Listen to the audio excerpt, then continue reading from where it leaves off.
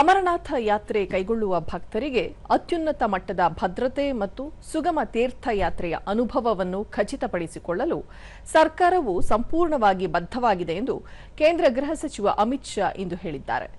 July 3ರಿಂದ ಆರಂಭವಾಗುತ್ತಿರುವ Amarnath ಯಾತ್ರೆಯ ಸನ್ನದ್ಧತೆಯನ್ನು ಪರಿಶೀಲಿಸಲು ದೆಹಲಿಯಲ್ಲಿ ನಡೆದ ಉನ್ನತ ಮಟ್ಟದ ಸಭೆಯ ಅಧ್ಯಕ್ಷತೆ ವಹಿಸಿದ್ದ ಸಚಿವರು ಡ್ರೋನ್ಗಳು, ಸಿಸಿಟಿವಿ ಕಣ್ಗಾವಲು ಮತ್ತು ಸುಧಾರಿತ ಮೇಲ್ವಿಚಾರಣಾ ವ್ಯವಸ್ಥೆಗಳಂತಹ ಆಧುನಿಕ ತಂತ್ರಜ್ಞಾನಗಳ ವ್ಯಾಪಕ ಬಳಕೆಯೊಂದಿಗೆ ಭದ್ರತಾ ಚೌಕಟ್ಟನ್ನು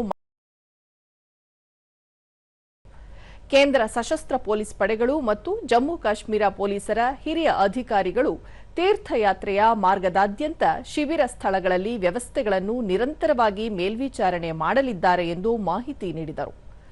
ಯಾತ್ರಿಕರ ನೋಂದಣಿ, ವಸತಿ, ಆರೋಗ್ಯ ಸೇವೆಗಳು, ವಿಪತ್ತು ನಿರ್ವಹಣೆ ಮತ್ತು ಇತರ ಎಲ್ಲ ಅಗತ್ಯ ಸೌಲಭ್ಯಗಳಿಗೆ ಸಾಕಷ್ಟು ವ್ಯವಸ್ಥೆಗಳನ್ನು ಖಚಿತಪಡಿಸಿಕೊಳ್ಳಲಾಗುವುದು.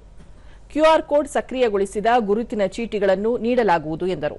ಸೇನಾ ಮುಖ್ಯಸ್ಥ ಜನರಲ್ ಉಪೇಂದ್ರ ದ್ವಿವೇದಿ, ರಾಷ್ಟ್ರೀಯ ಭದ್ರತಾ ಸಲಹೆಗಾರ ಅಜಿತ್ ದೋವಲ್, ಜಮ್ಮು ಮತ್ತು ಕಾಶ್ಮೀರದ lieutenant governor Manoj Sinha, CRPF, BSF, CISF, ITBP ಮತ್ತು ಎಸ್ಎಸ್ಬಿ ಮಹಾನಿರ್ದೇಶಕರು ಸಭೆಯಲ್ಲಿ ಭಾಗವಹಿಸಿದ್ದರು. ಅಮರನಾಥ ಯಾತ್ರೆ ಜುಲೈ 3ರಂದು ಪ್ರಾರಂಭವಾಗಿ ಆಗಸ್ಟ್ 28ರಂದು ಮುಕ್ತಾಯಗೊಳ್ಳಲಿದೆ.